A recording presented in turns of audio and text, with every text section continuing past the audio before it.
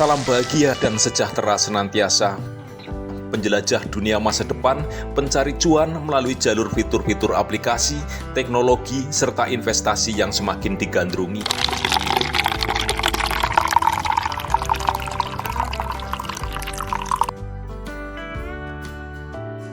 Janganlah lupa untuk ngopi, karena hidup penuh makna diawali dari inspirasi dan bukan halusinasi.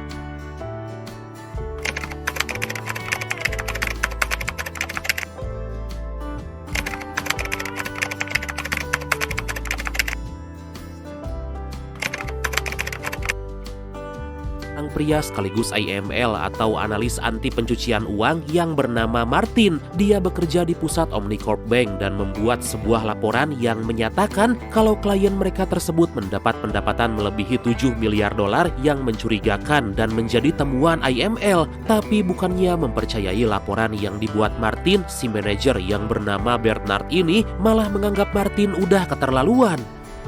Miss Whiting, please stay.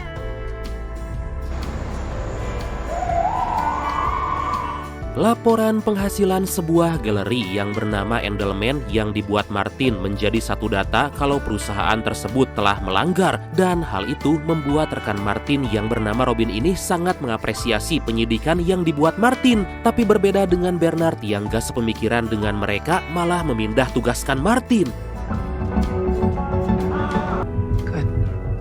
Elba, wilayah utara kota New York, Martin dipindahkan ke tempat di mana dia berasal untuk menggantikan petugas AML di sana yang baru aja pensiun dini. Meskipun Martin punya ayah dan kakak kandung yang tinggal di wilayah tersebut, Martin lebih memilih menyewa sebuah tempat tinggal karena masalah pribadi yang terjadi dalam keluarganya.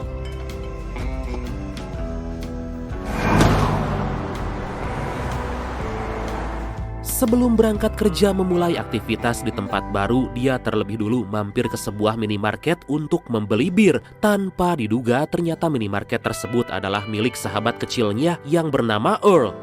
What's up, man? What are you doing here? Alright, see you next time, bro.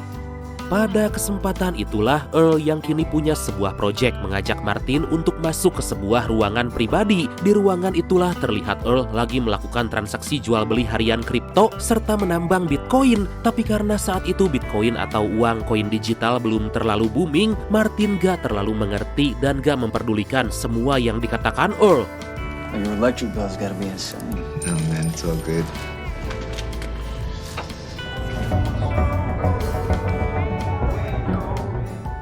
Singkat cerita, setibanya di kantor, Martin disambut baik oleh atasan di sana dan langsung diantar ke ruangan kerjanya. Setelah si atasan itu pergi, muncul seorang sekretaris perusahaan yang bernama Drew yang memberikan beberapa penjelasan tentang apa aja fasilitas yang Martin dapat.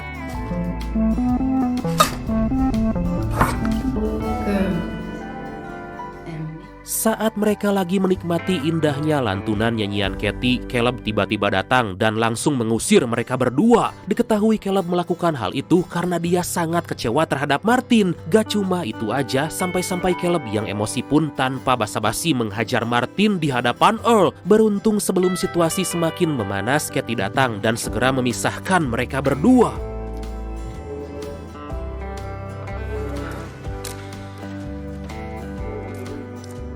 Singkat cerita, di sebuah coffee shop, Katie bercerita kalau dia punya mimpi untuk menjadi seorang seniman. Atas hal itulah apapun yang berhubungan dengan seni, Katie pasti kerjakan dimanapun dan kapanpun. Katie juga menambahkan kalau dia telah berada di sana kurang lebih 6 bulan lamanya.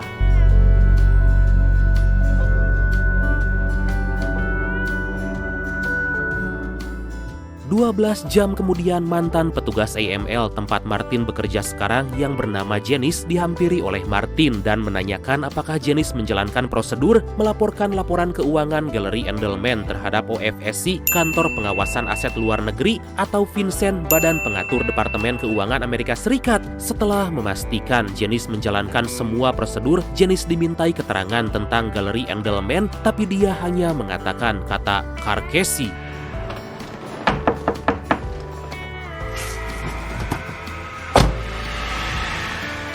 Gak lama setelah kepergian Martin, muncul seorang pria yang memperkenalkan kalau dia merupakan seorang perawat yang menggantikan Marcos. Diketahui Marcos adalah orang yang selalu memberi jenis perawatan kesehatan setiap harinya, tapi tanpa diduga saat si pria itu mulai menyuntikkan jarumnya dan melakukan perawatan, tiba-tiba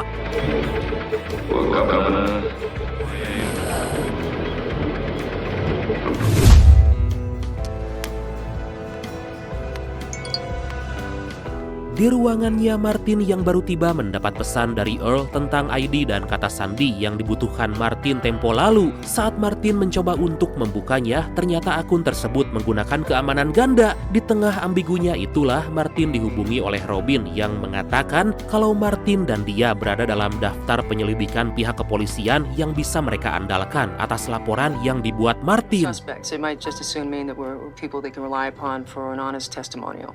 So they've set up a time Gray area. Isn't that your job? No, why do you suddenly care so much about this?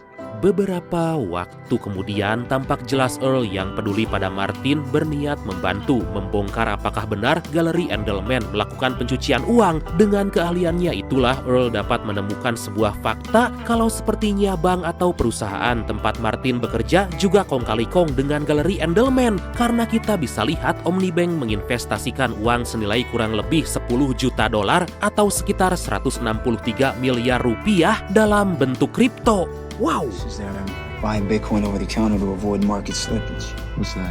Martin yang penasaran pun menyuruh Earl agar menemukan lokasi dan identitas dari para oknum. Meskipun mereka menggunakan jaringan Tor untuk menjaga rahasia mereka, Earl pada akhirnya bisa menemukan alamat IP mereka yang terletak di Carcassi. BTW for your information ya Brad, jaringan Tor adalah singkatan dari The Onion Router yang merupakan jaringan yang memungkinkan pengguna untuk menjelajahi internet secara anonim. Nah, itu dia. Mendengar kata Carcassi, tentu aja Martin teringat dengan perkataan Jenny tadi. Tapi di tengah penyelidikan mereka, seorang pria berkulit putih yang menghabisi Jenny tadi datang memasuki toko Earl.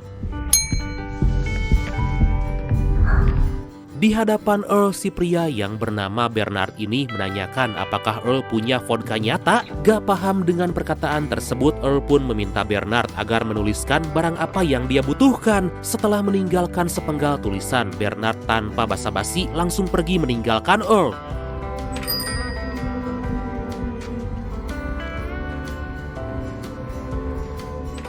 Saat Earl baru aja kembali ke ruangannya, Martin dihubungi oleh Ted, si akuntan dari Penelope yang meminta Martin agar datang ke kantornya. Setibanya di sana, Martin disambut baik oleh Ted yang langsung memberikan berkas-berkas yang dibutuhkan Martin. That won't be necessary. Everything you need is somewhere in there. Thank you. No, Ma, I'm curious. Doesn't he? Pada kesempatan itulah Ted yang mendengar kata Carcassi dari Martin tanpa kaget dan berkata kalau dia gak tahu apa-apa tentang yang ditanyakan Martin. Sebelum Martin pergi, kini giliran Ted yang bertanya kenapa Javier, ayah Martin, menolak tawaran kerjasama dari kliennya atas lahan yang mereka punya senilai 7 digit. Singkat cerita, Martin yang mendapat panggilan dari Penelope langsung pergi ke galeri Endelman dan di sana tanpa diduga Penelope tiba-tiba memberikan sebuah majalah dan meminta Martin agar menyelidiki sebuah kode yang terdapat dalam majalah itu.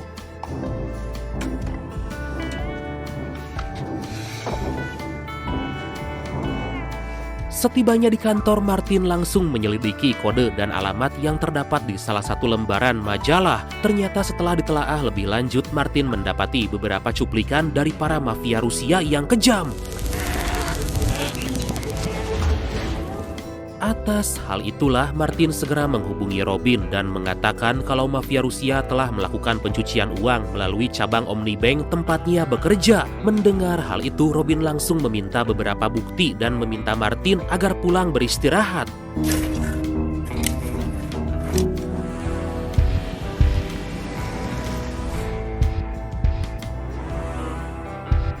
Tapi bukannya beristirahat, Martin segera pergi ke kediaman Javier dan di sana tanpa ada basa-basi sedikit pun, Martin langsung membuka bajunya membantu Javier dan juga Caleb. Melihat hal itu, meskipun sempat heran, tapi Caleb dan Javier tetap membiarkan Martin untuk membantu mereka. Keesokan harinya, setelah hampir 18 jam non-stop mereka bekerja, Martin diajak oleh Caleb untuk sarapan di sebuah restoran. Tanpa diduga, saat mereka lagi asik menyantap makanan dan hubungan mereka mulai membaik, Martin dibuat kaget oleh sebuah kabar dari televisi yang menyatakan kalau galeri Endelman telah hangus terbakar bersama Penelope di dalamnya. Conducting an autopsy on the deceased as soon as possible in order What the hell is happening to this town? Setibanya di tempat tinggal, Martin dibuat syok mendapat sebuah kiriman misterius dari seseorang. Saat dibuka, Martin mendapat sebuah flash disk di balik tutup minuman keras yang didapatnya. Secara mengejutkan, saat dibuka, flash disk itu berisi video dari Earl yang menyuruh Martin agar men-screenshot beberapa kata kunci untuk Martin mengakses ke dalam dompet digitalnya. Dari sinilah Martin lagi dan lagi dibuat syok saat Earl berkata kalau Martin menerima flash disk tersebut berarti Earl telah tewas. Earl sendiri telah mengirim salinan berkas yang diterima Martin pada WikiLeaks agar membongkar kasus yang lagi terjadi. Saat Martin membuka beberapa berkas lengkap tentang bukti pencucian uang, Martin mendapat sebuah email dari Robin yang ternyata ada kaitannya dengan semua ini.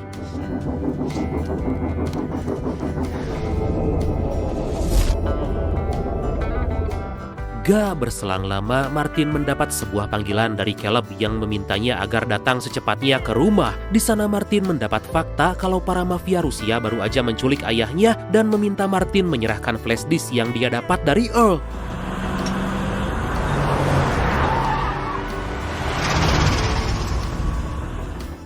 Dengan tergesa-gesa, Martin pun segera pergi ke lokasi dan di sana secara gak disangka kita bisa tahu kalau semua ini adalah perbuatan kelompok Ted. Setelah menyerahkan flash disk yang Ted butuhkan, Martin meminta mereka agar membebaskan Javier. It broke my arm.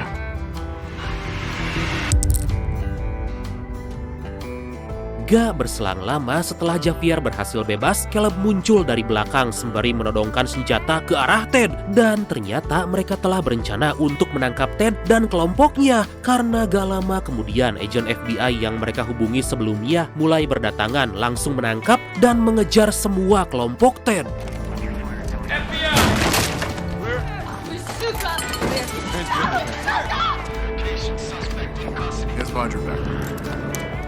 Ternyata Kathy merupakan seorang agen rahasia FBI yang telah lama disusupkan untuk membongkar kasus yang juga lagi diselidiki oleh Martin. Meskipun sempat terjadi aksi baku tembak yang sangat epik di antara mereka, tapi Caleb yang merupakan seorang mantan tentara dan para agen FBI yang bertugas berhasil membabat habis kelompok Ted.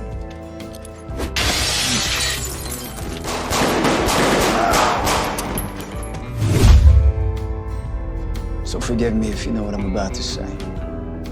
Beberapa waktu kemudian terlihat Martin yang berhasil mengungkap semua kejahatan gelap Omnibank yang terjadi dalam cryptocurrency. Dengan tertangkapnya Robin, Martin yang udah gak percaya lagi pada siapapun lebih memilih resign dari pekerjaannya. Right to remain silent.